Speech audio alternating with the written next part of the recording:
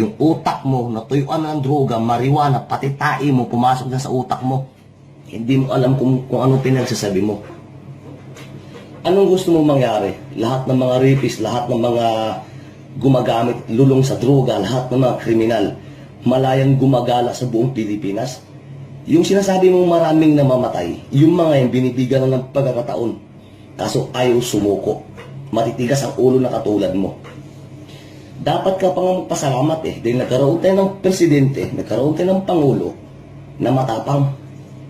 Like for example ng kay Dilima. Si Dilima matagal ang protector sa mga drug dealer sa Bilibid. Mga nagdaang pangulo may nagawa ba? Wala. Dapat kang pasalamat ungas, hindi ko ano pinagsasabi mo ungas ka, pakyo ka. Dapat kang pasalamat ungas, hindi ko ano pinagsasabi mo ungas ka, pakyo ka, pakyo ka. I've been watching the news lately. Nakaka-disturb. Tayong patayan. Actually, matagal naman yan eh. Ngayon lang nilalantad lahat.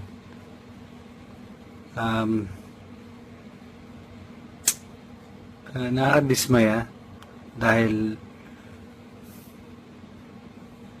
ang pinupuntirya yung mga maliliit na tao. Maraming namamatay. Maraming mga kasong inuungkat. May mga patay na nga naungkat pa. Yung mga duming nagawa. Nakita ko sa bagong administrasyon na pinapakita na okay, after a week being inaugurated, 2 weeks, first week yung mga mahihirap palit ulo, kumbaga, na nagmamalinis sa mga pulis.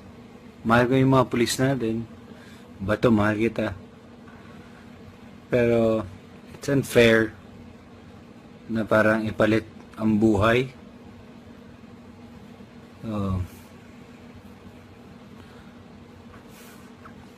Kamatayan kagad. Nasa ng human rights, nasa ng justice system natin. Kung mananakot, okay lang. Pero bakit di nila puntahan yung punot dulo kung saan nanggagaling yung mismong droga? Tapos kailangan nila i-squeeze pa ang mga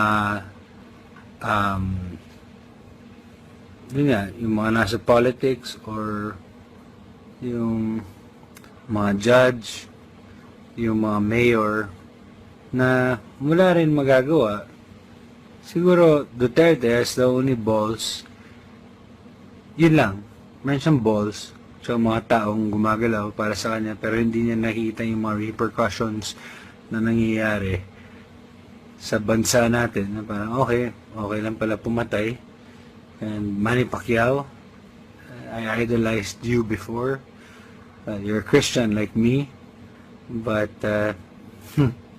it's okay na you say that gays and lesbians are animals. Anong pinagkaiba nun?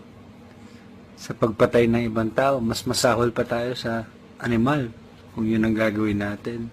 Kaya nga nagkaroon tayo ng gobyerno para diba? Kaya nga may serbisyo kayong dapat gawin. Hindi yung padalos-dalos lang para lang may maipakita sa tao. Hindi ibig sabihin mo, wala, tama, para lang kayong mga unggoy din. Walang pinagkaiba sa hayop.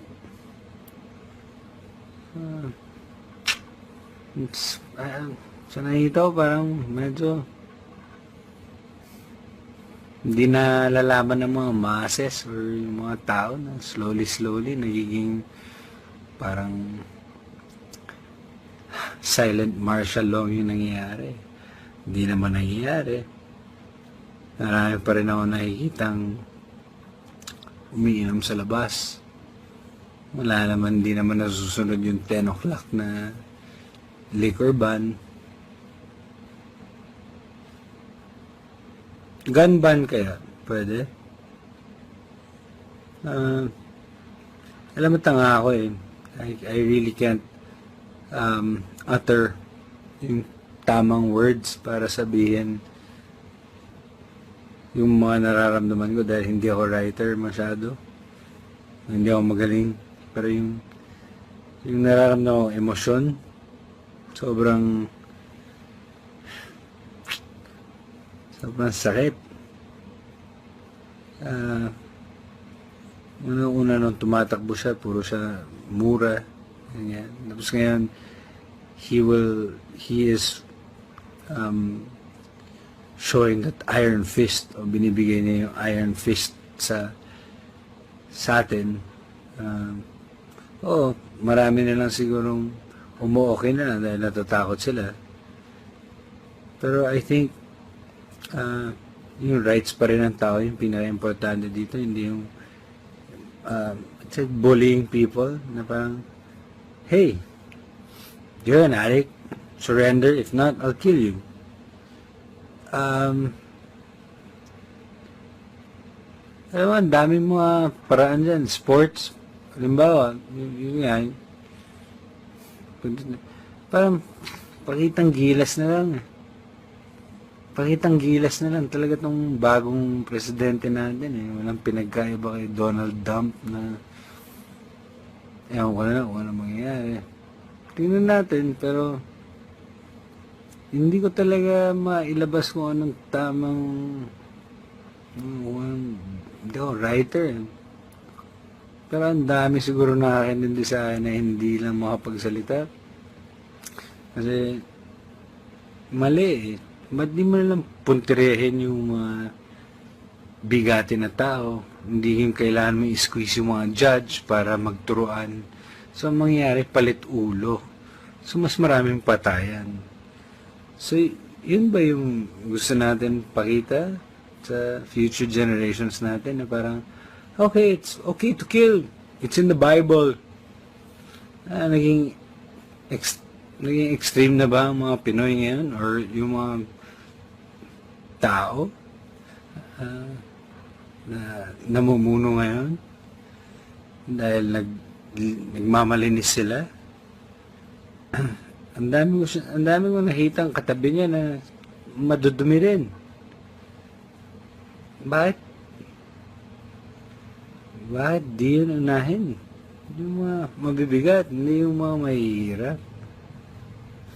Tapos kailangan pantay-pantay, gagawin pantay-pantay ang Pilipinas. Mayor, I'm not afraid of you. I'm not an addict. I rarely drink.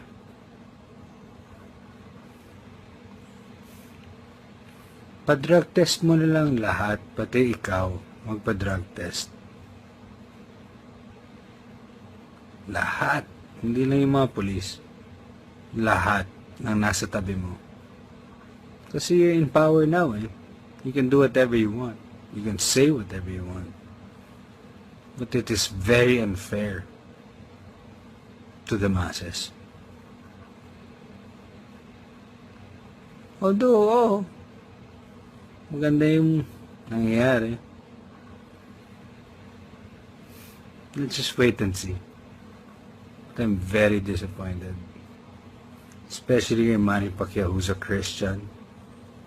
Says, okay lang na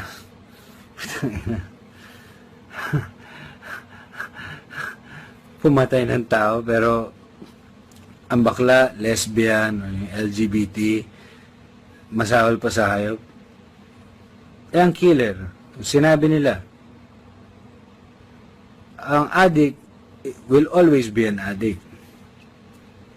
So therefore, a killer will always be a killer. That's my question to you. Walang pinag-aiba po yun.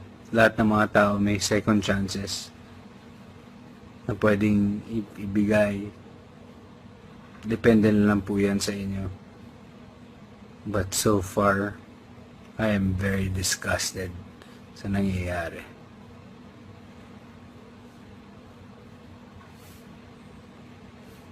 Hindi kayo nananakot ng tao. You are using the masses para sa advantage ninyo. Wala kayong pinagkaiba sa kanila. Adi ka rin. You're a sociopath. Yun lang. God bless you mightily. This is Baron Geyser and I'm not afraid of you.